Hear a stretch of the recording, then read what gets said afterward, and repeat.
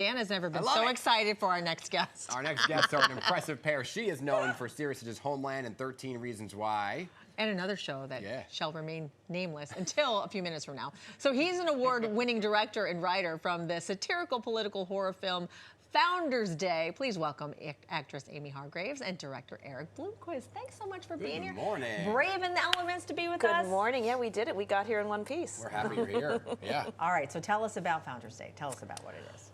Should I take it? You go. Founders Day is a small town, politically charged satirical horror movie about an election, a heated mayoral election in a small town called Fairwood, and the craziness that happens when one of the candidates' kids turns up dead and it becomes a hot button political issue. Okay. Oh, you think? And young people start kind of, bad things start happening to young people in this town, and we have to figure out why. You know, we often hear of horror movies and different scenarios that play out, but a political horror movie seems like a whole new kind of genre and spin on the horror classics.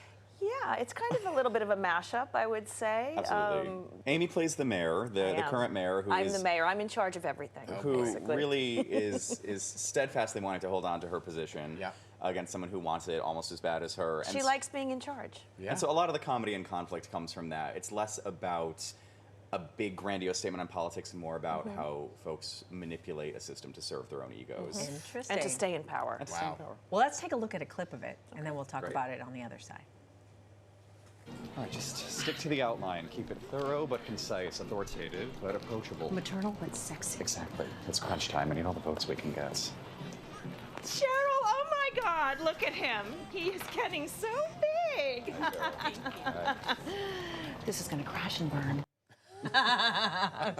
So, Amy, tell us a little bit about this scene right here. Well, I think we're trying to decide. There's been a kind of a crisis in town. A young person has turned up dead, and we're trying to decide whether or not to hold the Founders Day celebration, which is a town-wide celebration, and we want to do it. And he plays my assistant Oliver in the film, as well as being the director and the writer. Yep. So at that point, we're trying to decide whether we're going to keep the festival on or cancel it. As part of our approach, her policy is consistency. That is the ticket that she's running on, and her challenger is change. So it's kind of it boils down to that. We're not really digging in much deeper, but I think that's the fun of it, is that they are just so latching onto these things. So in order to stick to her policies, she has to be consistent. And keep The timing of it, because we're in a big election year, did you kind of time this all out for the release of the movie to be in a political year, or just was happenstance? A little bit of both. This script has gone through a lot of incarnations. It was one of the first things that my brother and I ever wrote, and over the years as we grew, so did the script. And then we hit this thing in election season probably like a year and a half ago, and he was like, I think there's something about the lawn signs. There's something about what that could do to really make it take shape, and it just made the movie like lock in and go like that. And it just lined up that it's now coming out in what will be a tumultuous year, to be sure. Yeah. Well, that's fun. I mean, you got to work with your brother. Oh yeah. But you're directing and acting in it. How was that, juggling both those roles? How was that, Amy? It's amazing. Erik and his brother Carson are like two sides of one brain. It's pretty amazing to watch them work together. You guys have co-directed. You didn't co-direct this movie, but they wrote it together. But Carson is a presence on set, so when Erik is in front of the camera, Carson is always there, kind of paying attention. It's an amazing unit to watch them work together. It's really beautiful. That's awesome. Did you have reporters in the movie? Oh, we did have some reporters in the movie. I'm sorry I didn't give you a call because Amy has informed me that you have an illustrious... we've shared a screen. We have, yes. We've worked together. We've worked together. We have a long history. Amy, go ahead.